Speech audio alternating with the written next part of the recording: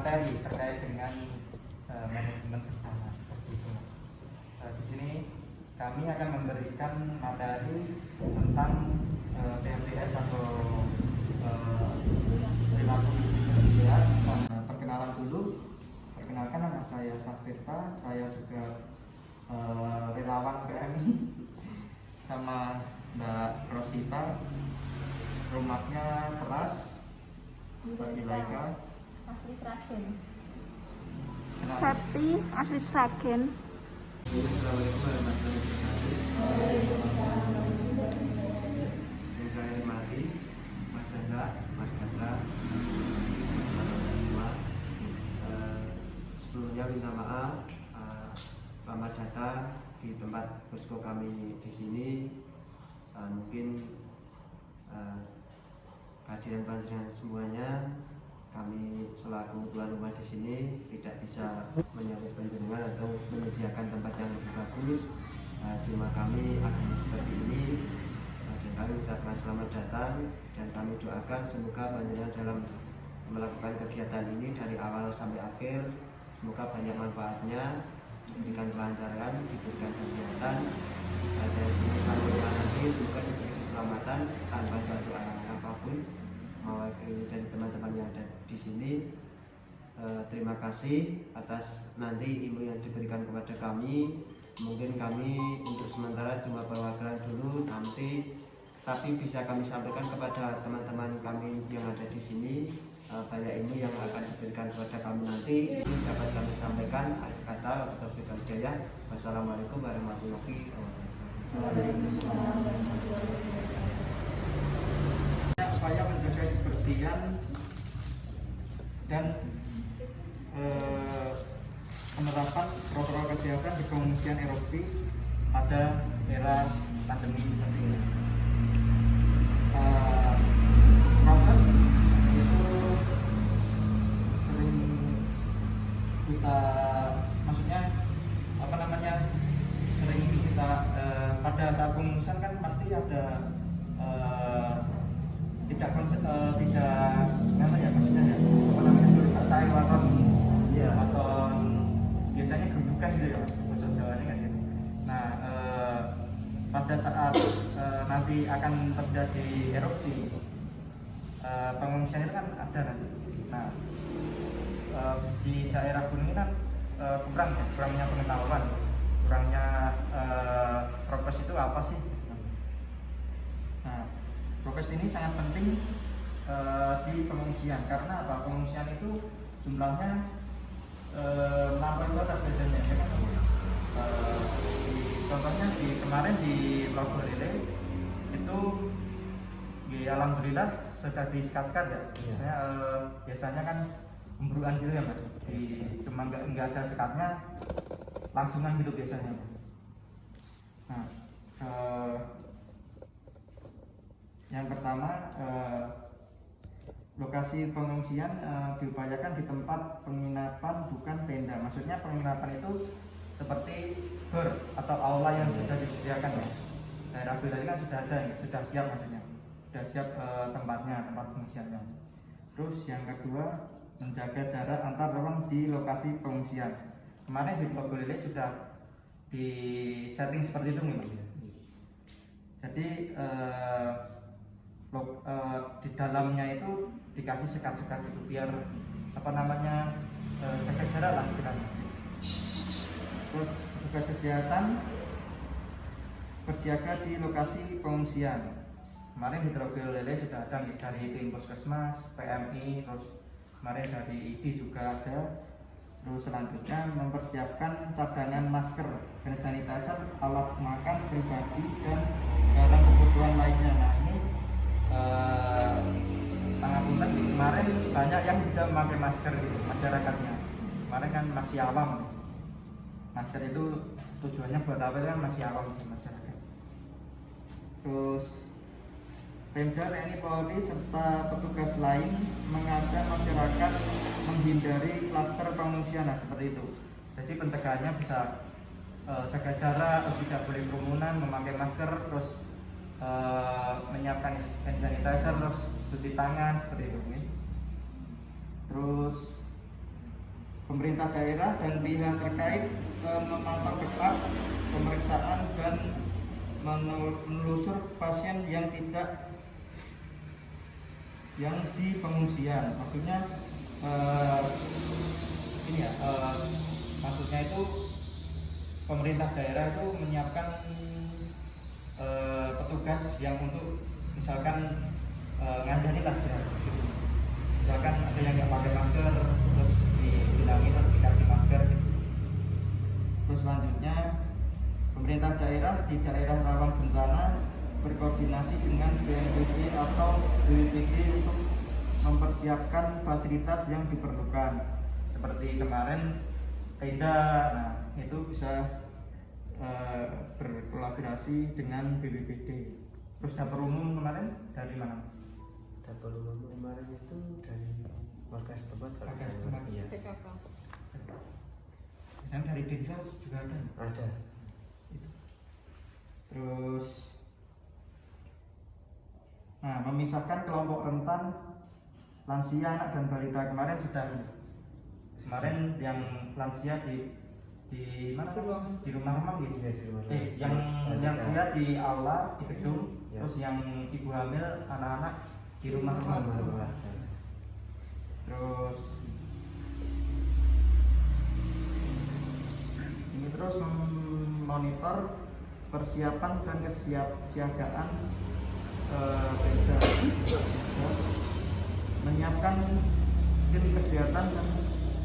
menyiapkan tim kesehatan daerah untuk pemeriksaan kesehatan. Kemarin sudah ada pos kesehatan di desanya ada.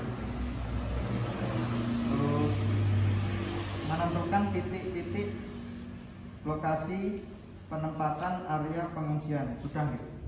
Iya. Seperti kalau Probolinggo itu daerah mana aja Mas yang mengungsi? Pengungsi itu sebetulnya 1 bulan tapi Dibagi dua. iya. Ada yang ke Kelakah, ada yang ke Berarti Probolinggo. sudah ada titiknya gitu. Udah. Nanti persiapannya ada. Terus menyiapkan tenda khusus dan mobil ambulan. Sudah gitu. Itu lanjutkan. Baik, selanjutnya saya akan meneruskan dari Mas Batra. Antisipasi potensi penularan di pengungsian. Nah, itu yang pertama ada kapasitas tempat dan jumlah pengungsian. Jadi kalau misalkan kita mau menghadapi bencana nih, Mas, itu kita harus mempersiapkan tempat untuk pengungsian secara matang. Jadi jangan kalau misalkan kita udah tahu di sini rawan bencana, tapi di pengungsian atau tempat-tempat untuk menaruh warga-warga itu kita lalai. Jadi langsung aja di situ semuanya kayak gitu kan. Kita juga mempersiapkan secara matang. Terus yang kedua, kondisi dan fasilitas tempat pengungsian yang terbatas. Karena misal kita udah tahu di sini udah terbatas banget, kita harusnya ya kita perlu channel yang lain, di mana tempat yang cocok atau yang sesuai yang jauh dari bencana gitu. Terus yang ketiga, kepatuhan warga dalam menerapkan prokes saat kondisi darurat bencana. Walaupun kita sedang mengungsi atau dari pengungsian kan itu banyak sekali yang di situ kan Mas. Jadi kita mengantisipasi, jangan sampai lupa prokesnya, gitu. Tetap pakai masker, terus jaga jarak, jangan kerumunan dan juga melakukan 3M itu. Selanjutnya, ingat protokol kesehatan adalah langkah yang penting untuk melindungi diri kita dan orang-orang terdekat dari COVID-19. Pemerintah daerah itu juga terus melakukan monitoring yang ketat, termasuk testing dan tracking jika dibutuhkan di lokasi pengungsian. Sekian yang kami sampaikan. Apabila ada pertanyaan, kami silakan. Ada pertanyaan?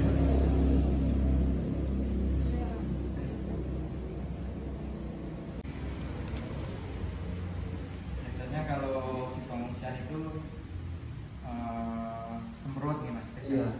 Nah itu sering lupa akan prokes protokol kesehatan. Kalau misalnya di pengungsian seperti itu Mas, enggak, itu kegiatan apa saja sih untuk mengurangi kayak kebosanan, bosen itu biasanya apa yang dilakukan? Kita ada tim trauma healing. Nah, itu ada. Nanti untuk sesuai maksudnya kita di sana itu terjun sesuai kemampuan kita. Ya terkadang terplanning sebelumnya, tapi terkadang di situ juga dadakan gitu loh. Itu di sana kekurangannya apa, udah kita langsung terjun di kekurangannya itu gitu. Misal kita dari sini 4 orang itu nanti di sana niatnya bantuin DO, tapi ternyata di sana itu anak-anak bosen. Ya udah, yang 2 bantuin DO, yang 2 ngajarin anak-anak main. Terus gimana, kebetulan kan di sini punya karakter yang berbeda-beda juga, yang latar belakangnya ada yang seniman, ada yang latar belakangnya juga untuk DO. Terus kebetulan saya sendiri ngajar di PAUD, jadi saya lebih banyak terjunnya ke trauma healing. Dan misal kalau kita mau ke sana itu, misalnya kita punya mindset, punya rangkaian lah, kita ke sana itu mau itu dapur umum, Iya. kita memasak di sana nih. Nah, di sana itu kebetulan DU-nya udah banyak orang. Dan si PSP untuk stresa ke orang sama anak itu kurang dan nggak ada bahkan. Nah, kita harus Terjun ke situ. terjun ke situ. Fleksibel gitu.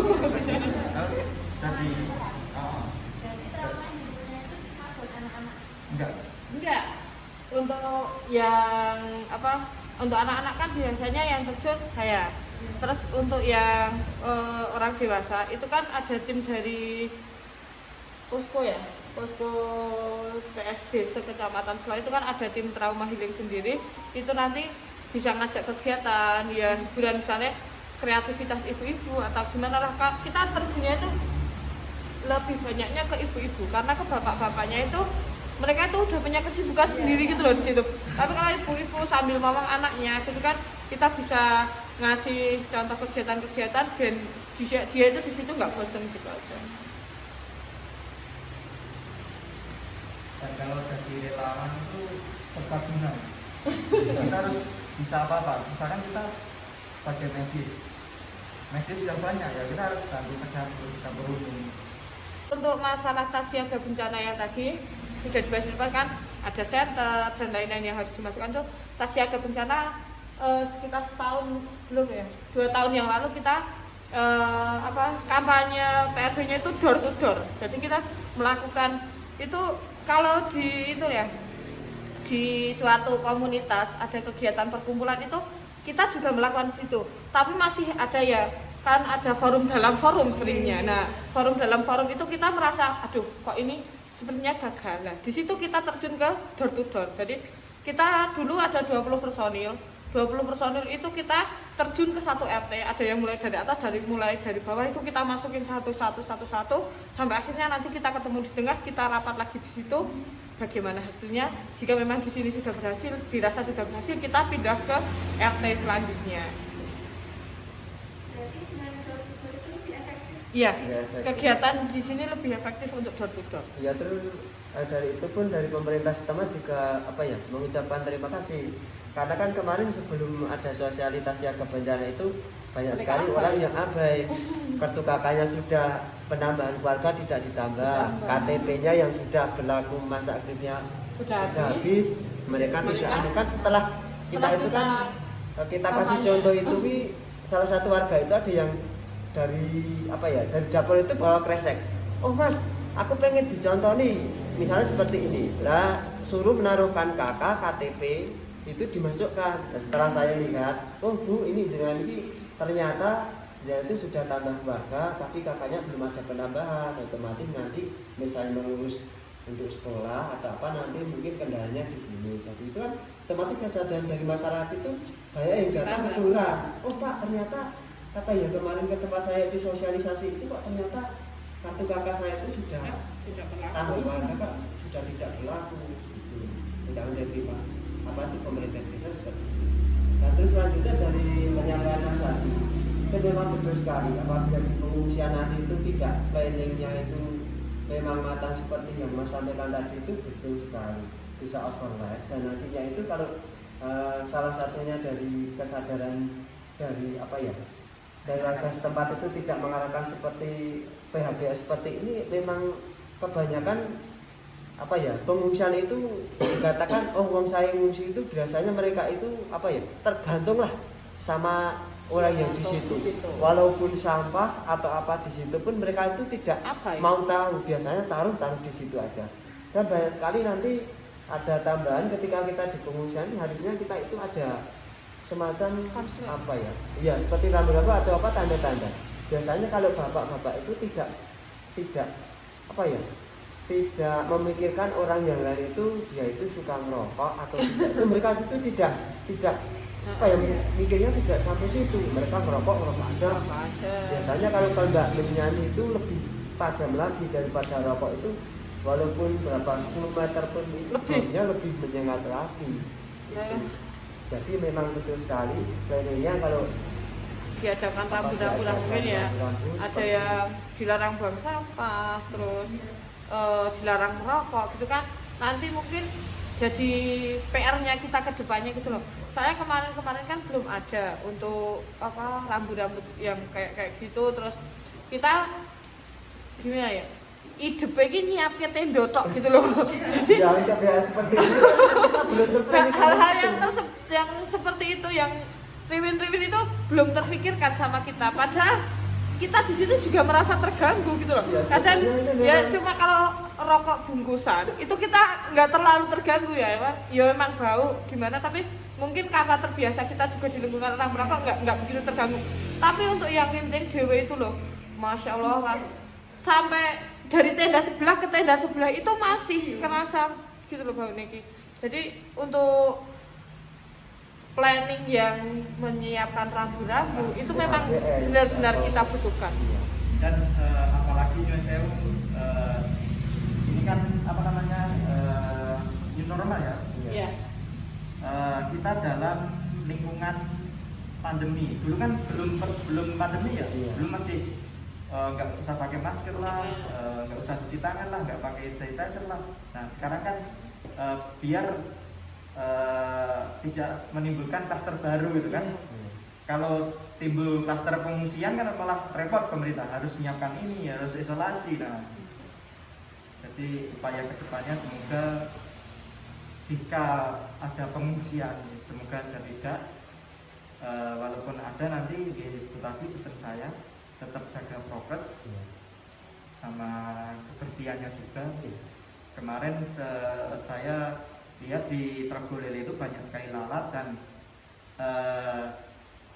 timbul masalah baru lagi, diare, terus gatel. Ya. Kemarin banyak yang diare di sana akibat itu tadi buang sampah yang DU-nya juga kurang bersih juga. Iya. Nah itu. Nah tumbuknya itu yang kadang menjadi masalah kita itu di situ. Kita datang itu dari beberapa komunitas, komunitas yang berbeda itu memiliki pemikiran yang berbeda. Di situ nanti kita tuh mau menjadi satu itu benar-benar susah.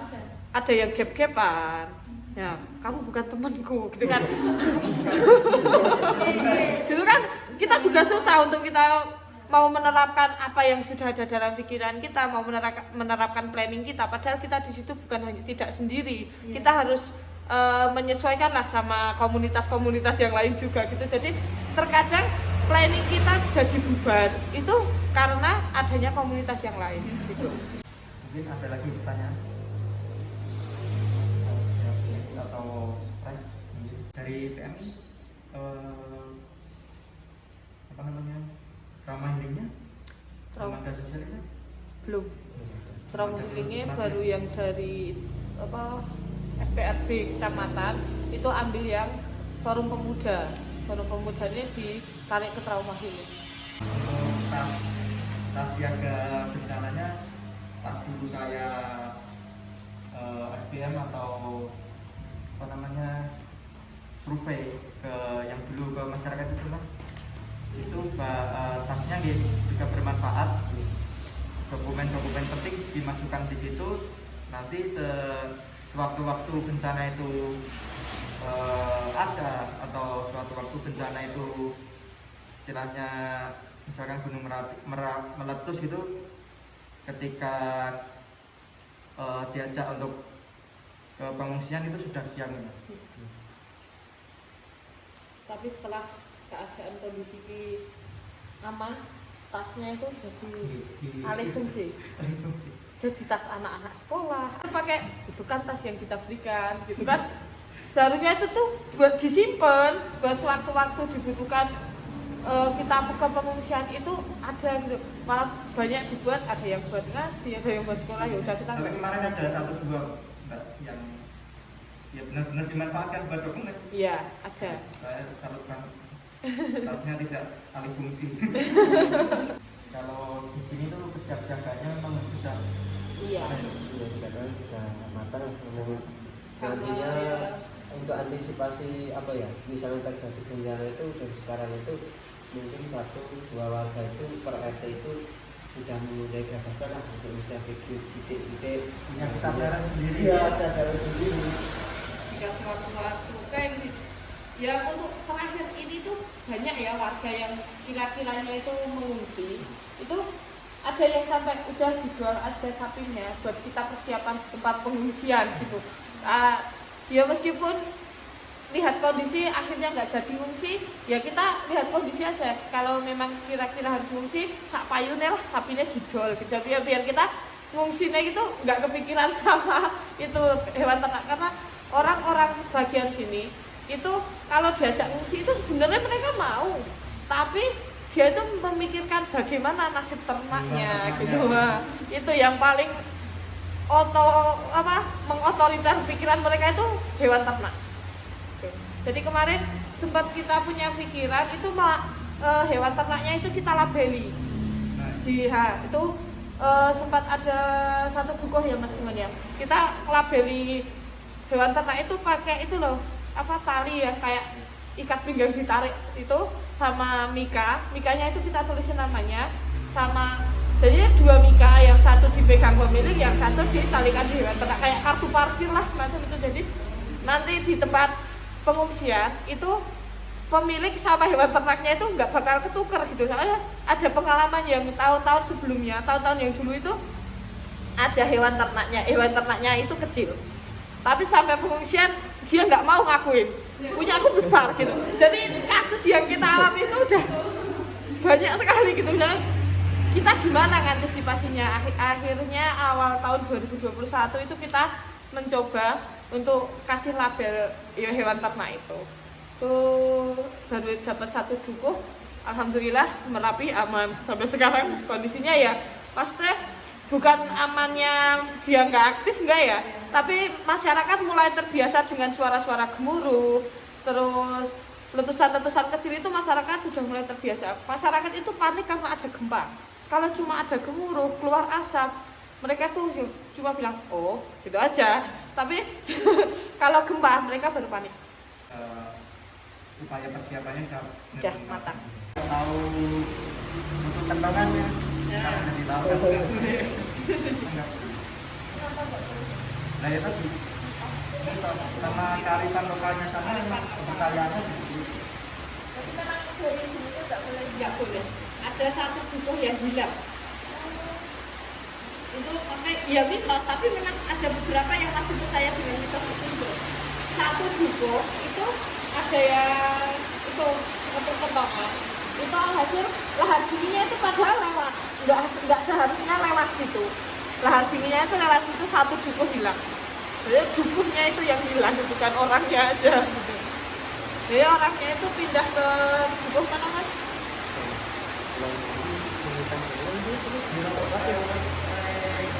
Pencang itu.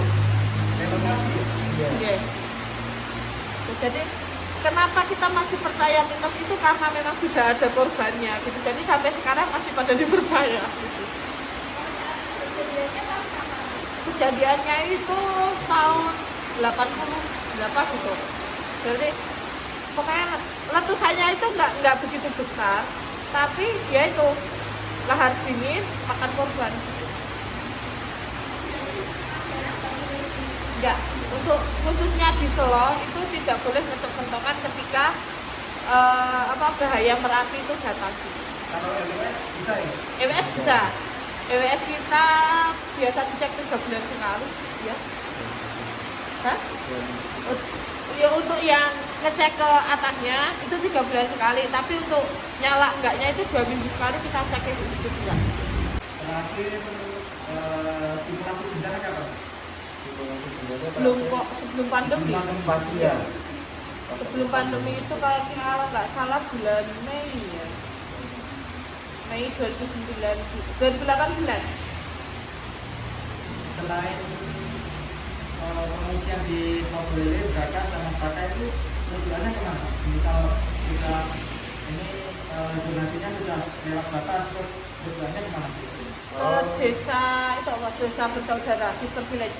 Ya, kalau kita yang Malaysia itu ke Kembang. Nah, untuk yang Jerakah itu ke Mugal.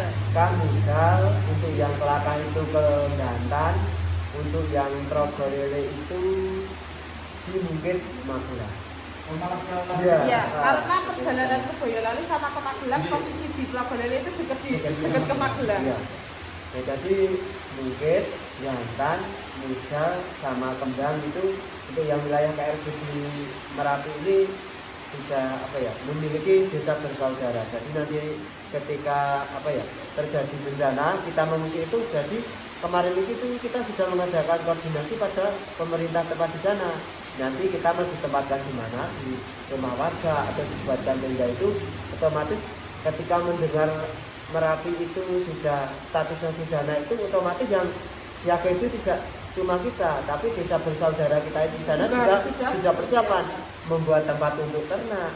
Ketika nanti warganya datang ke sini itu mau saya tempatkan di mana, itu mereka juga sudah persiapan karena adanya komunikasi, dan kita nantinya kita perbaruilah surat seperti perjanjian dan desa bersaudara itu, otomatis kita juga sering silaturahmi di sana, mungkin komunikasi juga kita berjalan.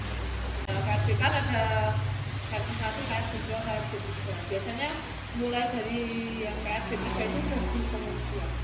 Di sini itu memang dari puncaknya itu cuma sekitar 3 kilo. Tapi kita kok posisinya itu misalnya manusia itu kita di punggungnya, bukan di mulutnya gitu. Jadi kita itu kenapa warga Sela itu dari dulu aman maksudnya gitu, nggak ngungsi karena kondisi kita itu di punggungnya. Nggak, kalau memang gernya itu ke atas, meletusnya itu ke atas, kemungkinan kita kena. Tapi kalau kondisi sekarang itu kan luber ya, nah luber terus itu kita aman di sini gitu. Dan ini mohon maaf Mas, teman saya ini dari Pelaka, dari Karang Taruna di sini. Mungkin nanti Pelaka dari Karang Taruna ini juga bisa menyampaikan, anggota yang juga banyak. Mungkin bentuk nantinya juga bisa yang memberikan ilmu yang telah disampaikan nanti ini. Nanti saya copy, saya bagikan ke teman saya ini. Semoga nanti bisa disampaikan di tempatnya. Banyak sekali masyarakat itu ya tahulah gempa itu seperti apa, gunung itu seperti apa, tapi cara penanganan dan antisipasi sebelum terjadi itu agar persiapannya lebih matang, otomatis dari masyarakat lebih banyak yang tahu. Mungkin nanti gambar dari ini akan kami sampaikan kepada teman-teman yang akan bisa menerima dan menerapkan di keluarga masing-masing.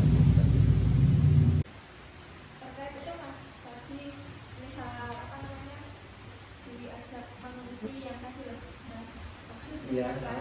maksudnya kan nggak mau gitu kan, terus akhirnya kan tetap ikut mengungsi. Nah itu gimana maksudnya kayak cara kita untuk memberitahunya biar ayo mengungsi gitu kan? Soalnya kan punya pendirian yang kuat mbak, aku juga Itu awal-awalnya dulu memang agak susah ya Mbak ya, untuk diajak mengungsi, tapi karena seringnya kita sebelum pandemi itu kita setiap 2 bulan 1 kali itu door to door Mbak. Jadi bagaimana sih kita cara menyadarkan masyarakat itu agar dia itu mau ngungsi tanpa memikirkan hewan ternak dan harta bendanya itu bagaimana gitu. Kita mengadakan penyadaran sosialnya itu setiap 2 bulan sekali gitu. Terus untuk yang Merapi terakhir ini, kenapa mereka mau sadar, karena kita jadi satu sama relawan yang lain. Jadi kita tuh kerjasama gimana caranya masyarakat itu mau mengungsi, itu kita mau ya nek memang kowe kudu ngungsi TSD, kita sebagai tim siaga desa kita juga gelem kok ngopeni kewanmu nek ngomah gitu. Kita mau kok itu. Jadi mereka tanpa memikirkan mereka mau ngungsi. Terus bolehlah ke kilo kondisi aman sesekali jenguk ke rumah gitu boleh. Karena mau mengadakan itu pengungsian untuk hewan ternak, kita sejauh ini baru wacana. Jadi baru persiapan, belum kejadian ya Mas Iwan ya hal-hal itu. Jadi baru wacana aja untuk hewan. Kalau memang kondisi benar-benar buruk ya, memungkinkan untuk semua itu turun ya hewan ternak dibawa turun. Tapi untuk kondisi sekarang itu baru manusianya dulu. Sesekali kondisi aman boleh kembali untuk ngurusin hewan ternaknya di rumah boleh. Kemarin pada waktu pengungsian itu sudah dibahas sama PMI terkait dengan yang itu. Biasanya ya seperti yang tadi bilang dikasih kuping gitu. Di ini Mas, sekarang bukan di kuping karena itu ternyata mengganggu, mengurangi harga jual sapi, terus mengganggu perkembangan sapinya juga ternyata gitu. Jadi kita kasih tali seretan itu loh yang biasanya buat motor itu biar nggak, kalau memang nggak digunting kan nggak putus gitu. Jadi di tali sapinya itu. Kemarin ada kambing juga yang kita tali. Jadi kita habis tali banyak banget ya, untuk satu jumbo aja kita habis tali banyak karena kambing-kambing juga kita kasih gitu. Iya. Nggak kerja sama Disnaker? Belum. Belum. Itu baru desa sama PMI dulu. Terus kalau satu jumbo itu kiranya lancar, kita baru mau ke Disnaker. Terima kasih Mas Juman dan sama Mas Ade sudah menerima informasi atau materi dari kami. Mohon maaf jika ada kekurangan kata atau salah dalam penyampaian materi. Kami mohon maaf yang sebesar-besarnya.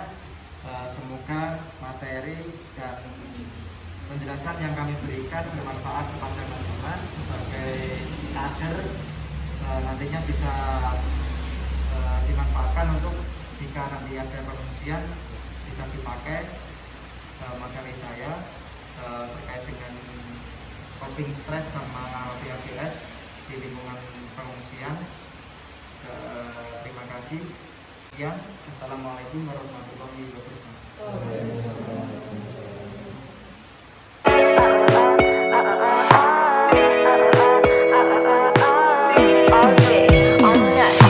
It's been 12 days, I think I'm thinking straight.